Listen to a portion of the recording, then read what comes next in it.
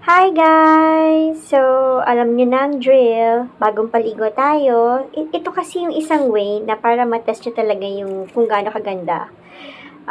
Para yung sa face, kapag nag-test kayo ng makeup, dapat bare. So, yan. Kaya ginagawa ko siya kapag bagong paligo. So, nakikita nyo naman, 'di ba yung struggle natin sa pagsuklay ng buhok kapag wala pa yung ating holy grail. So, ang tinutukoy ko dyan yung Use So Fine na hair treatment. So, nakailang bottle na ako niyan or plastic nalalagyan yan. So, sabi ko dyan, gumagamit ako ng 2 pumps kasi nga mahaba yung ating hair. Pero, actually, hindi naman kasya yung 2 pumps. Kukuha pa ako ng isa after nyan. Ginagawa ko lang muna, ini-spread ko siya maigi sa hair hanggang ends.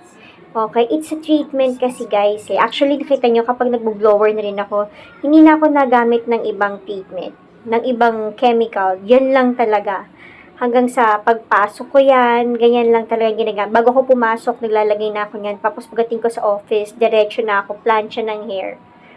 Yan. So far naman, okay naman yung hair ko. Wala naman nadadamage. Okay siya. Bagsak siya. Bagsak siya talagang bagsak. Literal. Although may waves, siyempre, hindi naman ganun ka-straight yung hair ko. Pero talagang behave siya.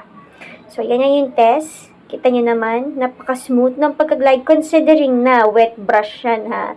Guys, sobrang mahal yung wet brush, no? Pero hindi ko nire-recommend na yan din ang gamitin nyo kasi may mga case kapag wala akong hair treatment na nilagay, parang dumadaan lang siya sa hair ko. Napakalambot niya kasi.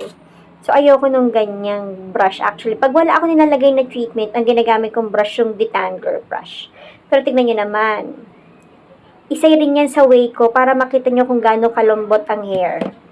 Kaya, andyan na sa yellow basket.